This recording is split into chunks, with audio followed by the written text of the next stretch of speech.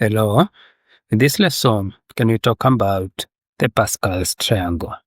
So this triangle basically is just an array of numbers where each number is the sum of two numbers directly above it. This triangle is very important because it will help us to quickly find coefficients when we are expanding powers of binomials like this one. I'll show you in a minute. So for example, if I have a question like this, x plus 4 raised to power 5, or even plus b raised to power 4, instead of using this complex formula to expand that question, the Pascal's triangle will help me simplify this formula into a very simple one, which is easy to use and speeding up the calculation. But before we start solving questions of the Pascals using the Pascal's triangle, can we first understand the logic of the triangle itself? So each row in the Pascal's triangle starts with 1 and ends with 1. And the numbers in between the rows is a summation of the two numbers directly above them. I'll show you with an example. So let's say, for example, I want Pascal's triangle with just one row, like that. If I generate it, you see, we have one row. This row, the first row, we call it row 0. So we'll start counting the rows from row 0, then row 1, row 2, row 3, all the way to the number of rows we want.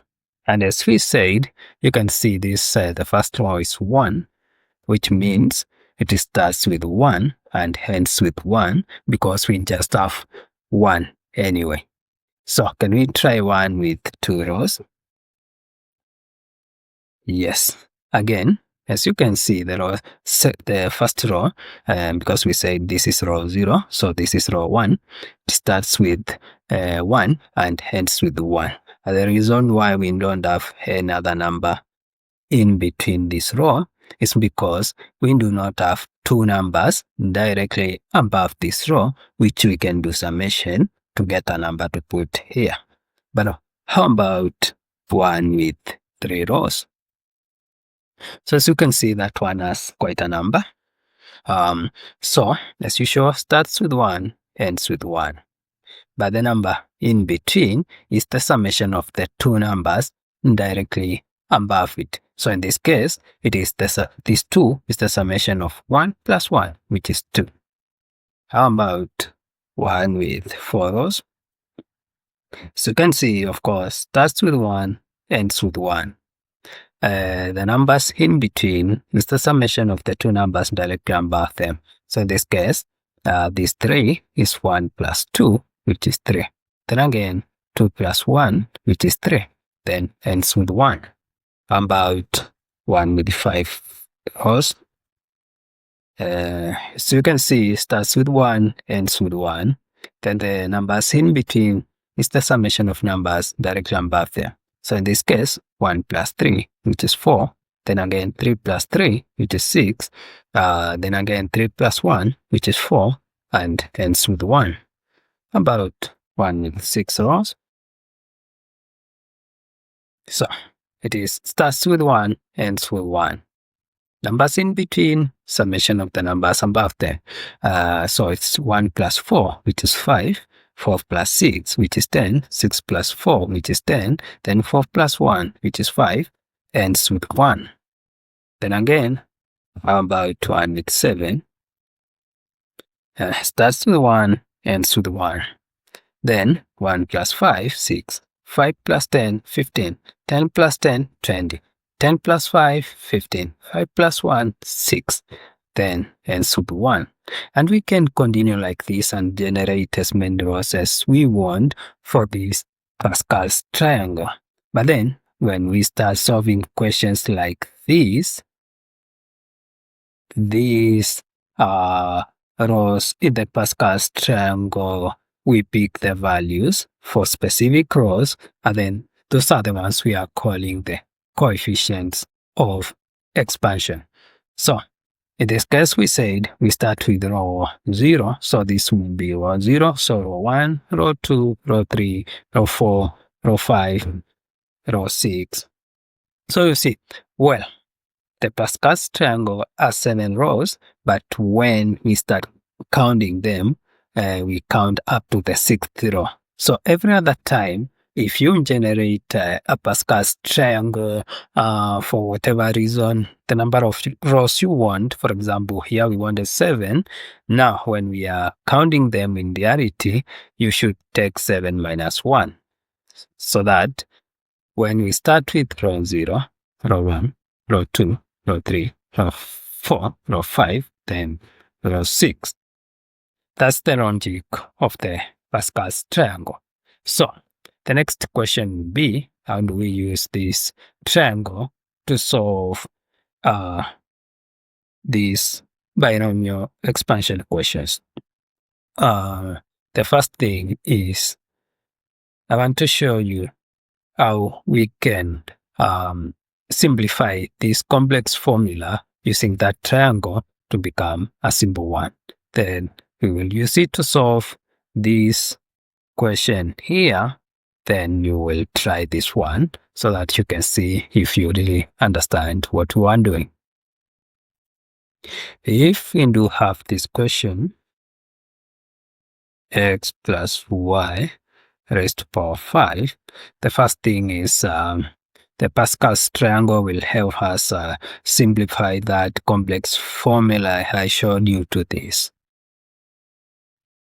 In m into x n minus r, then y raised to power r, like that, where m now will represent the coefficients we'll get from the Pascal's triangle itself, and then these n minus r, then r are the powers. And in our case, the power we are dealing with here is 5, because we are told to expand this question to the power of 5. So, in this case, n is given 5.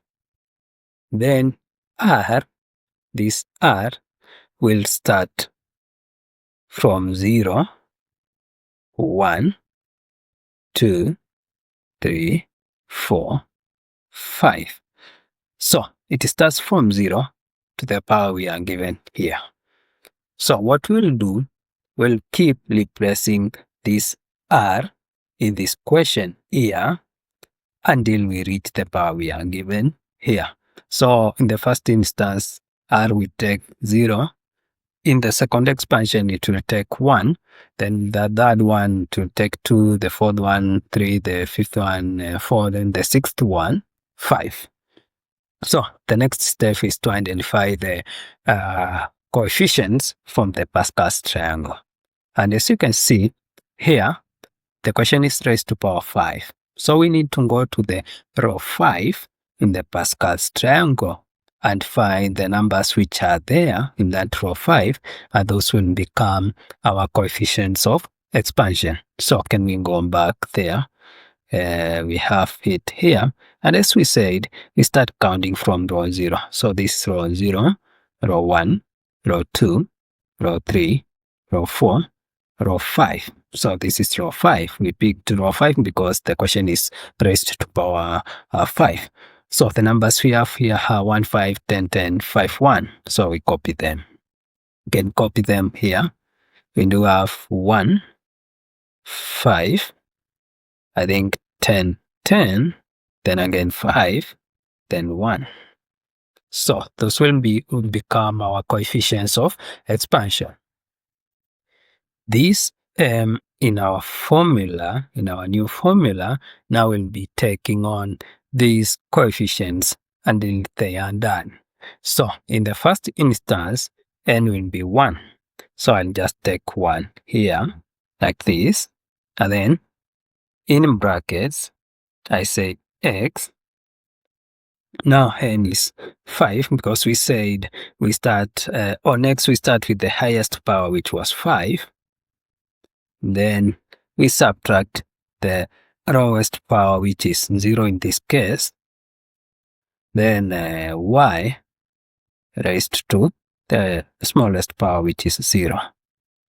So in this case, it becomes 1 multiplied by any number will just be that number itself. So we can ignore this one for now.